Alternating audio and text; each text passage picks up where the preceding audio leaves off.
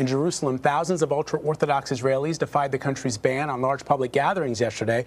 It happened at a funeral for two prominent rabbis. Many of those in attendance did not wear masks. This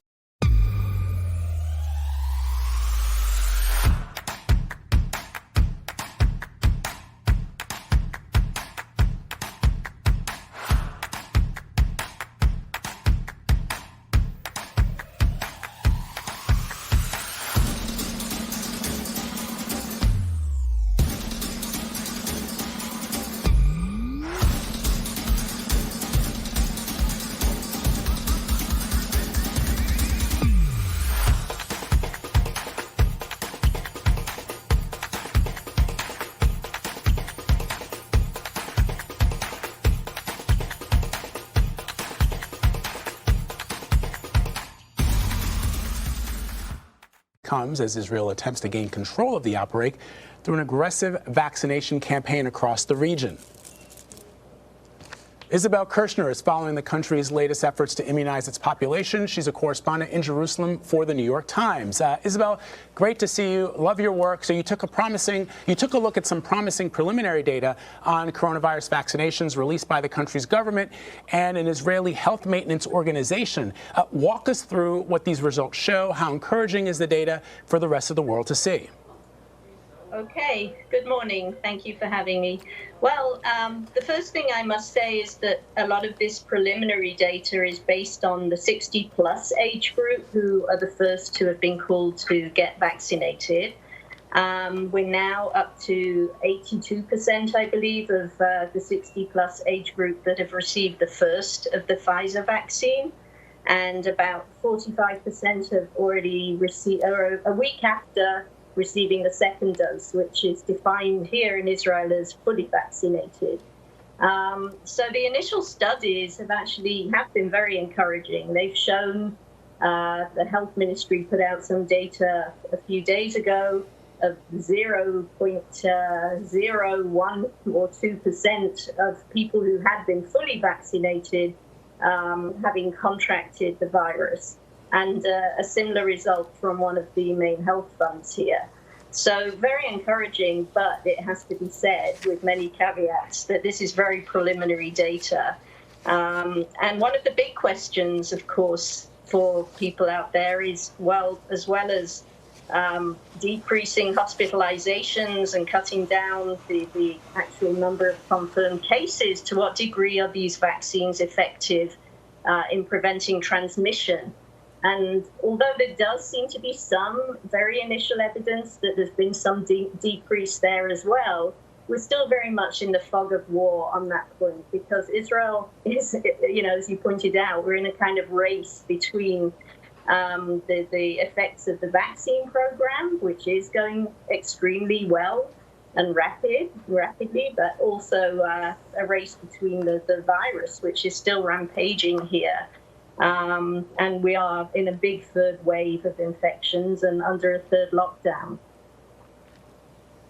Isabel, you may have actually already answered my question, but I just want to make sure there isn't any other information. You mentioned these are preliminary, that there are, at least that we need to acknowledge that it's just the 65 and over crowd. Are there any other variables that may be skewing this, and any other sort of data that should be considered that isn't available right now?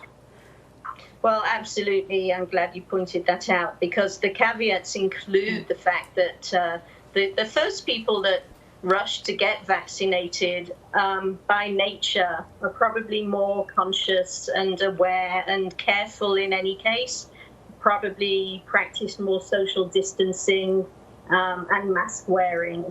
And at the same time, there have been differences in locations where there's been more vaccinations and less in some of the sectors of society, including the ultra-Orthodox sector and the Arab population. The numbers of people coming to get vaccinated have been a bit lower.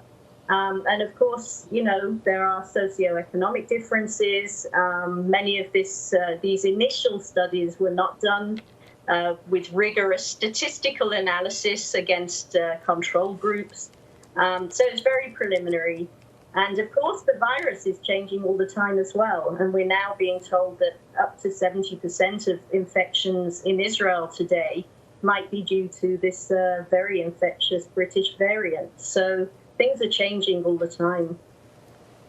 In your article, Isabel, you mentioned Israel's deal with Pfizer. The company has not signed a similar agreement with any other country. So tell our audience what the agreement consists of and why choose a country like Israel in particular to study as a supplement to some of the clinical trials. Sure. Well, I think the attraction for Pfizer was that Israel is a small country relatively, population 9 million. It's also a young country, so almost 30% are under the age of 16. So at the moment, we're talking about vaccinating 6.5 million people in an area that's probably somewhere around the size of New Jersey geographically. The country has 4 very, very efficient HMOs. And by law, every Israeli citizen is covered, has to be covered by one of these health funds and be a member of one.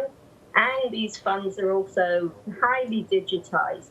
So Israel is in a very good position to both vaccinate the population quickly and gather data, which made it a very interesting test case for Pfizer. So when it looked, things were going so fast at the beginning that it looked like Israel might be running out of vaccines by mid-January and have to slow down.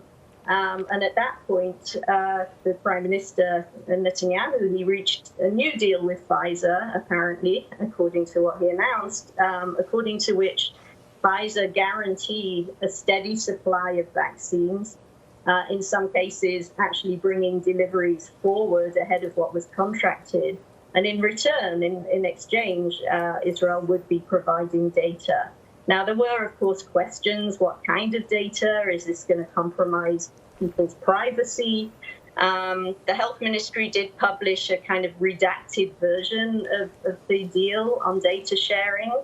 And essentially, we have been assured that there'll be aggregated data handed over, but nothing that would violate Israel's privacy laws protecting individuals. So that's essentially the deal. There had been some, I guess, disagreement about getting Palestinians vaccinated. Now the Israeli government announced yesterday that it would transfer 5,000 doses of the coronavirus vaccine to Palestinians to immunize frontline medical workers. Initially, the argument from the Israeli government was, it's not their responsibility to source vaccine for Palestinians. What can you tell us about the situation there in terms of the virus, vaccine distribution, whether or not they've come to some sort of agreement moving forward? What's happening? Well, the Palestinian Authority in the West Bank initially seemed to want to actually go it alone. The Prime Minister spoke about making their own plans, but they were late to do so.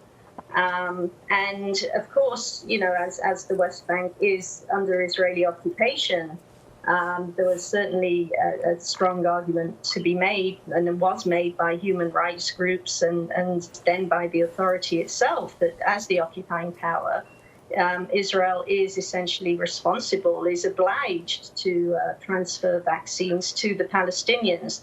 The Israeli government said, well, under the peace accords of the 90s, which were interim accords that never quite ended with a formal final agreement, the Palestinian Authority is responsible for the health services there, which is also true. But they did say when we, our first obligation is towards our own citizens in Israel. When we have that under control, if we can, we'll help. So it now appears that the Israelis just today have actually transferred the first 2,000 doses of Moderna supplies that they had, and have another 3,000 which they've approved to transfer in the coming days. And in the meantime, the Palestinian Prime Minister announced today that there would in fact be the beginning of a vaccination program in mid-February. 50,000 vaccines are supposed to arrive from donor nations through the International Organization of Health organizations and also some of the Russian vaccines that the Palestinians have agreed to use. And towards the end of the month, end of February or possibly early March, there is supposed to be a delivery of 2 million vaccines that the Palestinian Authority has bought from the Oxford AstraZeneca. So yes, it's been a controversy and a debate, and the Palestinian Authority and Israel and Gaza. I mean, the virus obviously doesn't recognize borders. It moves both ways. Tens of thousands of Palestinians come in to work, and for the benefit of both sides, clearly cooperation is the way to go. Completely agree with you on that one. Isabel Kershner, thank you so much. Thank you for having me. Thank you. Good day.